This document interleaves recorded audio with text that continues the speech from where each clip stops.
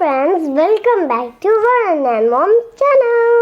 Hello parents, welcome back. आज का topic है ड्रॉबैक्स ऑफ होम स्कूलिंग। पहला पॉइंट जो ड्रॉबैक में आता है दैट इज 24/7 असिस्टेंस। पेरेंट्स को या ट्यूटर्स को 24/7 बच्चों के असिस्टेंस में लगे रहना पड़ता है, स्पेशली पेरेंट्स को अगर वो पढ़ा रहे हैं। Second point is frequently explanation.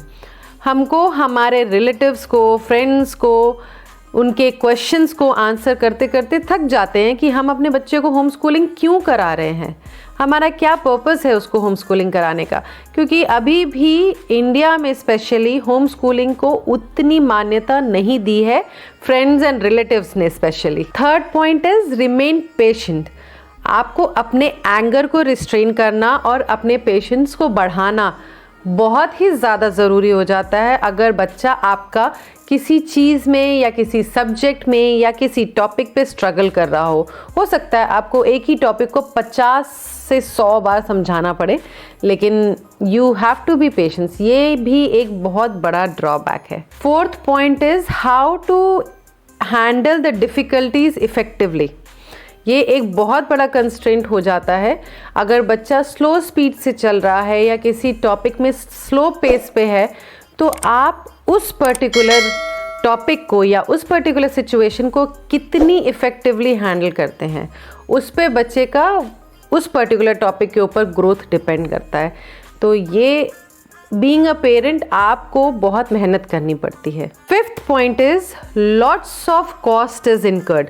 अगर आप ये सोचते हैं कि बच्चे को स्कूल ना भेज करके आप उसकी फ़ीस, उसका ट्यूशन फ़ीस, उसकी एक्स्ट्रा जो एक्टिविटीज़ के लिए फ़ीस लगती है वो सब आप बचा ले जाएंगे, तो दैट इज़ नॉट पॉसिबल।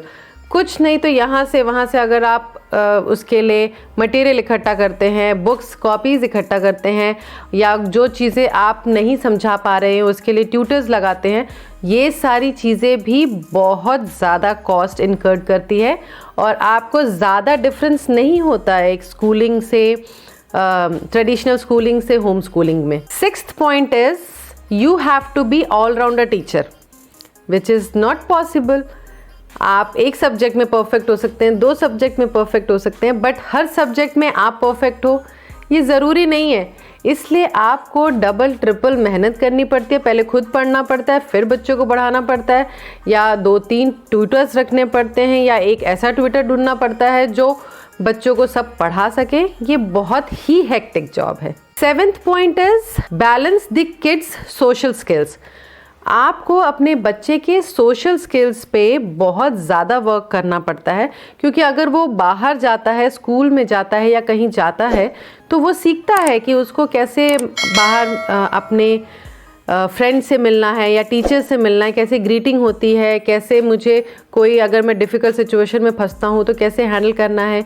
ये सारी चीज़ें वो होम स्कूलिंग में नहीं सीख पाता है। तो ये चीज़ बहुत ही डिफ़िकल्ट हो जाती है एक पेरेंट को संभालना कि वो उसके इमोशनल ग्रोथ और सोशल स्किल को कैसे मेंटेन करके रखे। 8th point is irregular learning. आप बीइंग अ पेरेंट, आपके पास 50 काम है दिन के, तो आप कितना करेंगे? आपके हस्बैंड ऑफिस जा रहे हैं, वो बच्चे को कितना टाइम देते हैं, या बीइंग अ होम मेकर आप कितना टाइम दे पाती हैं, या अगर आप ऑफिस जॉब करती हैं तो कितना टाइम आप डिवोट कर पाती हैं। ये बहुत मैटर करता है क्योंकि आप 100% नहीं दे पाते हैं और इर्रेगुलर लर्निंग होती है।